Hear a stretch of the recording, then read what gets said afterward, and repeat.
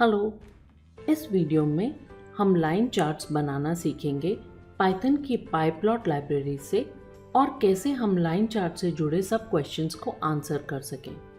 तो सबसे पहला क्वेश्चन है, लाइन चार्ट्स क्या है?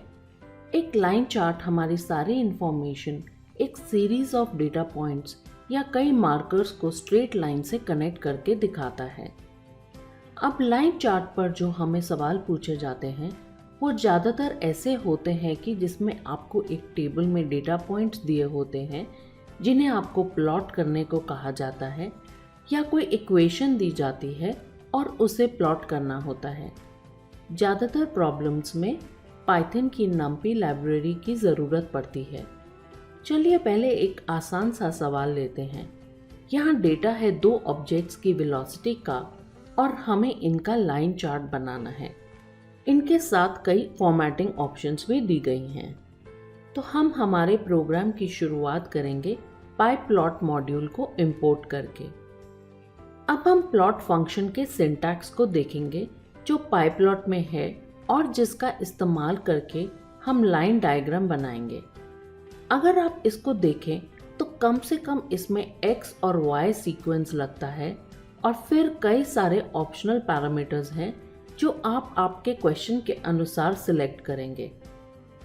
अब इस क्वेश्चन में एक टेबल में हमें ऑलरेडी डेटा दिया गया है और हमें सीरीज जनरेट नहीं करनी है, ना ही सीरीज पर कोई कैलकुलेशन करनी है।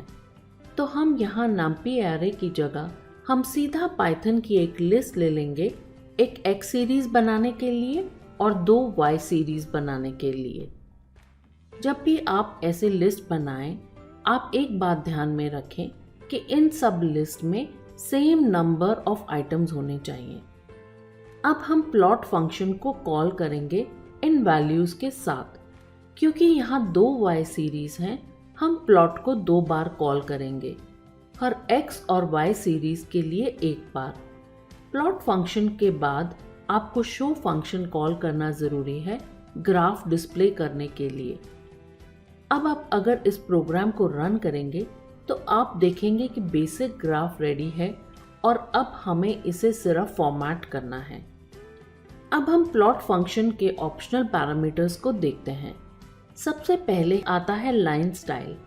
लाइन स्टाइल को हम सॉलिड, डैश्ड, डैश डॉट या डॉटेड स्टाइल में दर्शा सकते हैं। क्योंकि हमारे क्वेश्चन में डैश लाइन पूछा गया है तो हम अगला पैरामीटर ये ऐड करेंगे। जैसा कि आप देख सकते हैं, इसमें लाइन विड्थ का ऑप्शन भी है जिसका हम इस्तेमाल कर सकते हैं। अगला आता है मार्कर्स। मार्कर्स के लिए बहुत सारे ऑप्शंस हैं और इनमें से कोई भी ऑप्शन एग्जाम में पूछी जा सकती है। हमारे क्वेश्चन में डायमंड है तो हम D यूज़ करेंगे। मार्कर्स का हम साइज भी सेट कर सकते हैं पॉइंट्स में अगर हमें बड़ा मार्कर चाहिए। हम मार्कर फेस और मार्कर एज कलर भी सेट कर सकते हैं। अगला आता है कलर। हम हमारी लाइंस को अलग अलग कलर से ड्रॉ कर सकते हैं। कलर को दर्शाने के लिए इस कलर पैरामीटर में या तो एक कैरेक्टर डाल सकते हैं या कलर का पूरा नाम डाल सकते हैं या हेक्स स्ट्रिंग भी डाल सकते हैं। क्योंकि हमारे क्वेश्चन में यह पूछा नहीं गया है तो हम इसको नहीं डालेंगे। Anyway Python by default multiple lines को अलग अलग कलर में ही दर्शाता है। अब हम लेबल स्पेसिफाई करेंगे जैसे कि हमारे क्वेश्चन में पूछा गया है। अब लेबल्स और कुछ और चार्ट एलिमेंट्स जैसे कि टाइटल, लेजेंड आदि को प्लॉट लेवल पे सेट किया जाता है और आप इनको किसी भी तरह के ग्राफ जैसे कि पाई चार्ट, बार चार्ट के लिए यूज़ कर सकते हैं। चलिए अब हम इनको देखते हैं। पहले आता है टाइटल। अगर आप प्लॉट डॉट टाइटल फंक्शन को कॉल करेंगे एक स्ट्रिंग के साथ तो यह आपके चार्ट के ऊपर एक टाइटल स्ट्रिंग को ऐड कर देगा। फिर आता है x लेबल और y लेबल। अगर आप एक स्ट्रिंग इस फंक्शन में पास करें तो यह x एक्सिस और y एक्सिस में सेट हो जाएगी। अगर आप देखें, भले ही आपने लेबल्स को प्लॉट फंक्शन में स्पेसिफाई किया है, लेजेंड्स तभी डिस्प्ले होता है जब आप प्लॉट डॉट लेजेंड फंक्शन को कॉल करें।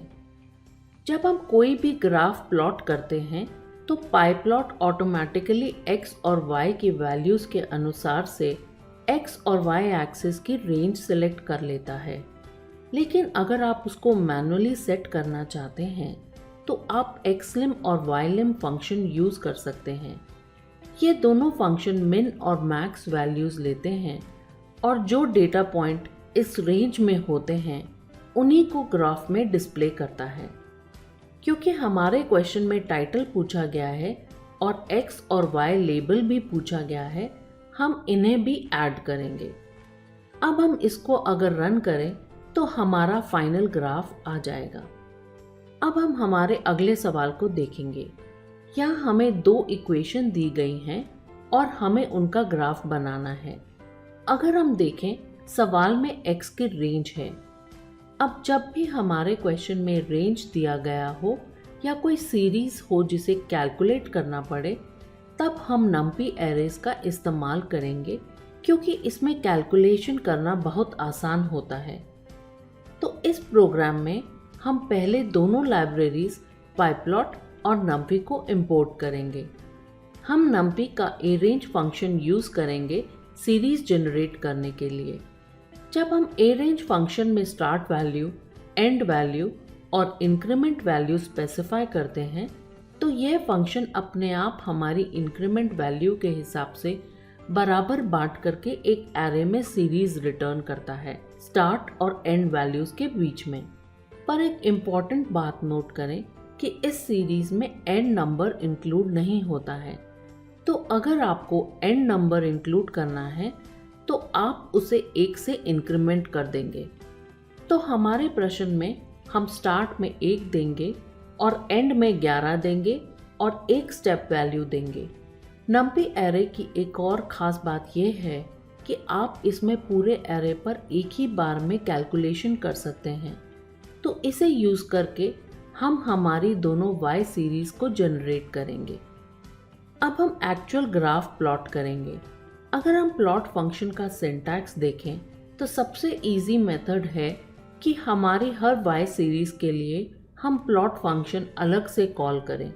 प्लॉट फंक्शन x एक्सिस लेता है, y एक्सिस लेता है और फिर कई ऑप्शनल पैरामीटर्स जैसे कि कलर। हमारे क्वेश्चन में है ग्रीन एक के लिए और दूसरे के लिए रेड। फिर हम लाइन की विड्थ 3 सेट करेंगे। ये लेबल भी लेता है और इसे लेबल भी पास करेंगे। अब हम इसको रन करें तो हम देखेंगे कि ग्राफ स्क्रीन पर डिस्प्ले होगा सब फॉर्मेटिंग ऑप्शन के साथ।